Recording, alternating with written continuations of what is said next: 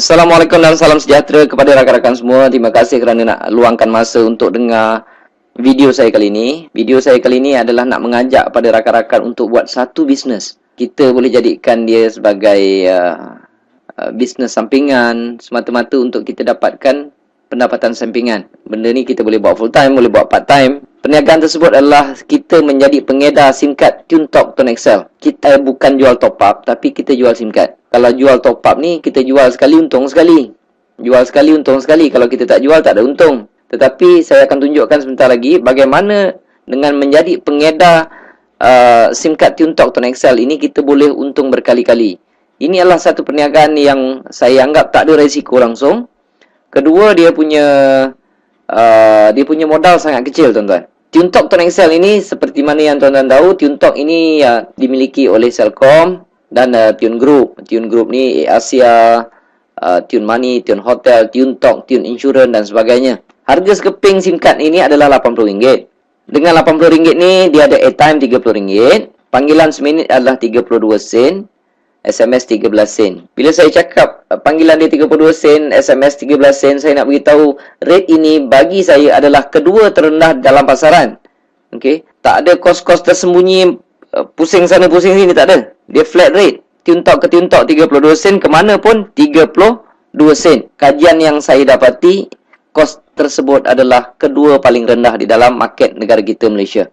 Okey, dengan SIM card ini, kalau kita bayar RM80 tu aja, dapatlah airtime RM30. Bukan tu saja, kita diberi pelindungan insurans kemalangan. Okey, personal accident insurance sebanyak RM100,000. Ini diberikan oleh Tune Insurance. Ini yang membabitkan kemalangan, dan kemalangan yang membabitkan kematian dan cacat kekal. Lain daripada tu tak boleh lah. Okey. Dan apa yang saya tahu, penunggang motor pun tak di cover. Dan ada orang tanya kenapa tak cover ni, Cik Mazlan. Saya cakap ini benda percuma kan. Sekarang kita pakai telco lain pun tak ada orang beri insurans, kita tak tanya apa-apa. Okey, dia tak termasuk penunggang motor. Penunggang motor accident macam mana tak boleh claim. Tapi kalau jalan kaki ke, kita bawa kenderaan, accident dengan motor ke, dengan tiang elektrik ke, dengan apa ke, kita layak untuk claim. Lulus tak lulus itu bergantung kepada Tune Insurance. Dan sekiranya ada apa-apa pertanyaan mengenai insurans tersebut, saya galakkan kawan-kawan boleh tanya direct kepada Tune Insurance ataupun TuneTalk. Sebab kita bukan jual insurans. Saya bukan jual insurans, saya jual SIM card. Okey? Itu kelebihan pertama. Yang kedua, tiap kali kita top up, kita akan dapat point. Contohnya di sini, kalau kita top up RM3, kita dapat 3 poin, RM4, 4 poin. Kalau kita top up RM30, dapat 70 poin. Okey. Dan poin-poin ini kita boleh redeem, kita boleh tukar dengan tiket Asia, ataupun kita boleh tukar dengan kredit, ataupun kita boleh tukar dengan handphone. Ni saya bagi contoh. Kalau kita dah kumpul banyak poin tersebut, contoh dia, kalau kita nak tukar dengan Nimetology Pearl Mini Black, poin yang kita perlu kumpulkan hanyalah 8,000. Kalau kita nak Samsung Galaxy Blue Ice Plus ni, poin yang kita perlu kumpulkan adalah 13,600.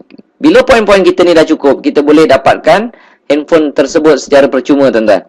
Okey, itu kelebihan yang kedua. Yang ketiga, top up dia ada di mana-mana.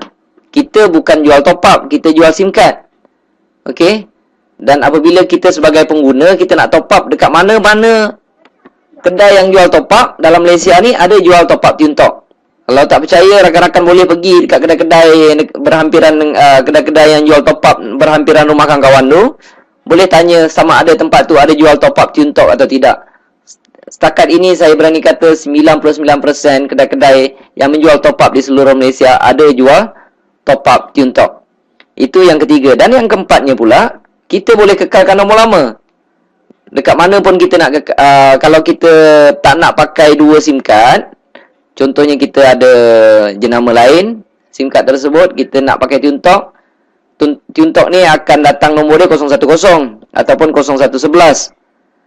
Kalau kita rasa susah nak pakai dua handphone, kita nak kekalkan nombor lama, kita boleh ambil nombor lama tersebut, kita pindahkan ke dalam SIM card TuneTalk, dan nombor 010 tu akan hilang. Gantilah nombor lama kita 012 ke, 017 ke, ataupun 019.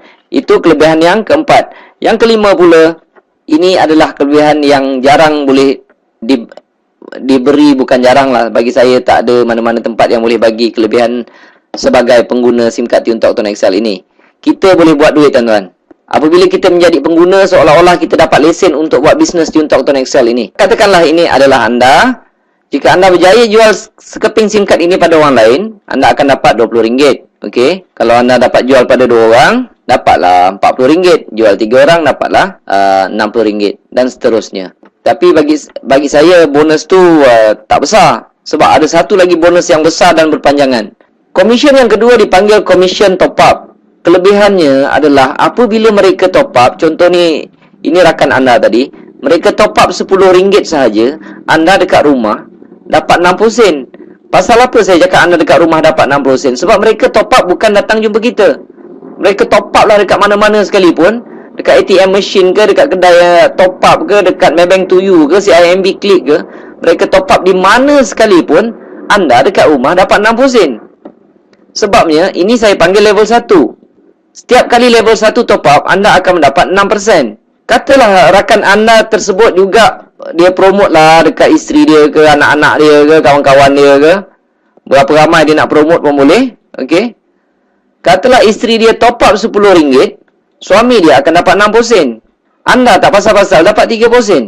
Anda tak kenal isteri dia. Isteri dia top up dekat mana sekalipun, suami dia dapat 60 sen, anda akan dapat 30 sen.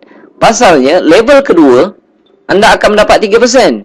Isteri dia, katalah ramai rakan-rakan wanita yang lain, isteri dia promote pada orang lain, dia promote saja, kawan dia top up RM10, isteri rakan anda mendapat 60 sen, suami dia dapat 30 sen, anda tak pasal-pasal dapat RM1 10 sen.